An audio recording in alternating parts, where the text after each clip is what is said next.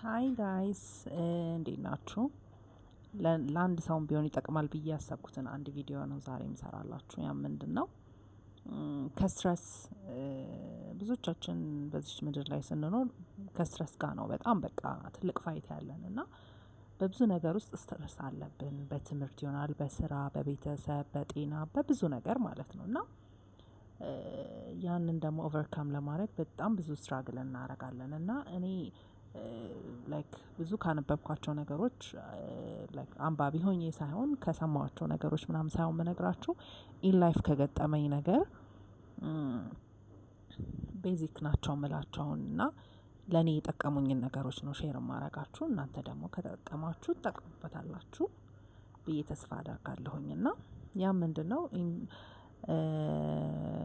በ2016 ማለት እዚች ምድር ላይ ከኖርኩባቸው ጊዜያት ከባድ ጊዜ ለኔ 2016 ነው። እና ከዛ በፊት ከባድ የሚባሉ ጊዜዎችን ያው እንደማንኛውም ሰው አፕስ ኤንድ ዳውን አለ እና ያንን አሳልፌያለሁኝ። ግን 2016 በቃ በኢትዮጵያ አቆጣጠር ማለት ነው በጣም ብሬክ ዳውን ነበረ ለኔ። እና ከዛ በፊት በህይወት ውጣ ውረድ ውስጥ ከገጠሙኝ ነገሮች ጋር በጣም ትግል ላይ ነበርኩኝ። ላይክ በራሴ ለማስተካከል ነገሮችን ምናምን ነገር እና ያ እንዳለ ደግሞ 2016 ላይ ያልጠበቅኩት ነገር በህይወቴ ውስጥ ሀፕን አደረገ። ያው ፐርሰናል ቢሆንም ምንም አልጠበቅኩኝም ነበረ።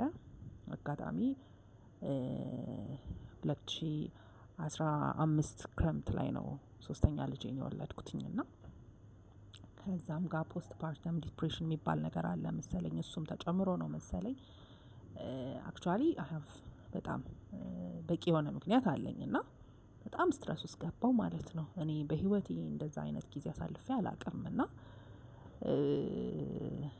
በጣም በቃ ከባድ የሚባል ጊዜ ነበረ። እና በዛ ውስጥ አሁን ካለፍኩ በኋላ ግን አንዳንድ ጊዜ ሰዎች ሁሉም ነገር የሆነው ለበጎ ነው ሲሉን ዊ ዶንት ቢሊቭ ዜም ቢኮዝ እንዴት እንዲህ አይነት ነገር ሀፕን አድርጎ እንዴት ለበጎ ነው ብዬ ልቀበለው እችላለሁ እንላለን። ግን አንዳንዴ አሁን ያን ነገር ካለፍኩት በኋላ እንደ አዲስ ሰው ነው የተፈጠርኩት።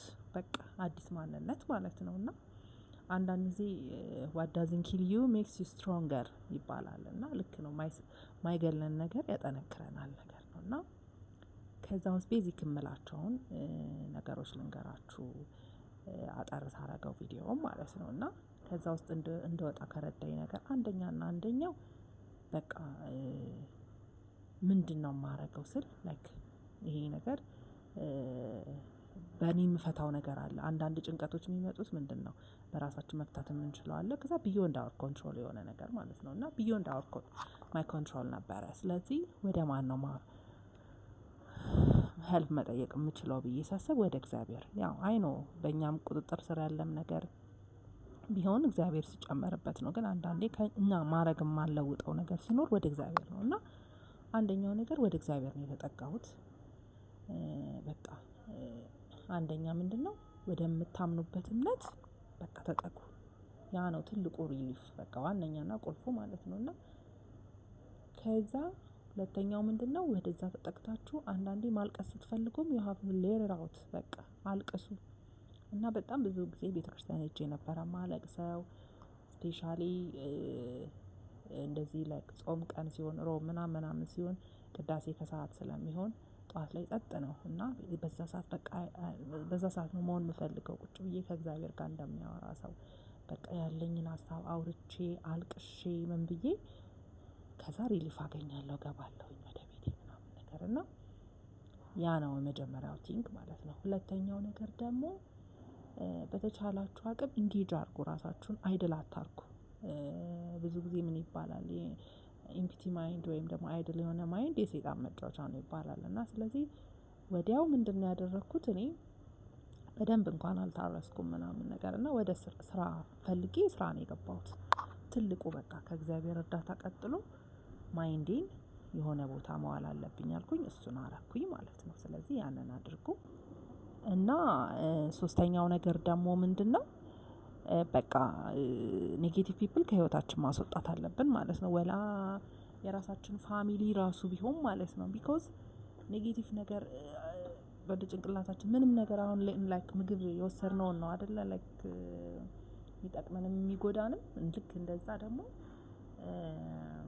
ሰዎችም ኔጌቲቭ ከሆኑ አንዳንድ ጊዜ ብዙም በቃ ከእነሱ ጋር ስንሆን ኮንፈርት ማይሰጠንን ሰዎች መቀነስ አለብን እና እኔ የተረዳሁት ማንም ሰው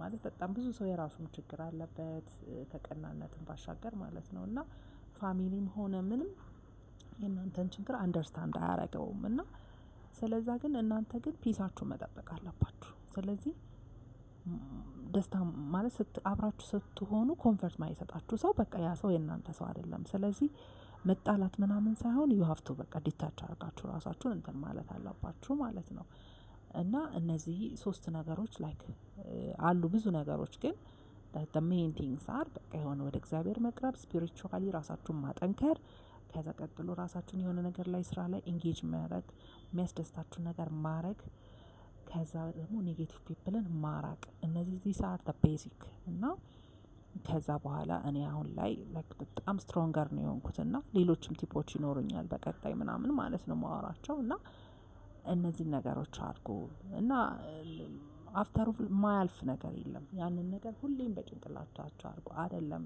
ላይክ ችግር ምናምን እንዳያልፍ የምንፈልገው እንኳን ደስታ ጥሩ ጊዜ እንኳን ያልፋል ልጅነት ያልፋል ወጣትነት ያልፋል ምናምን ሰው ራሱ ያልፋል እና ይሄንን ሁሌ አንደርስታንድ እያደረግን በህይወታችን ላይ ጠንካራ ለመሆን መስራት ነውና በቃ ይሄን ነው የምላችሁ Thank you so much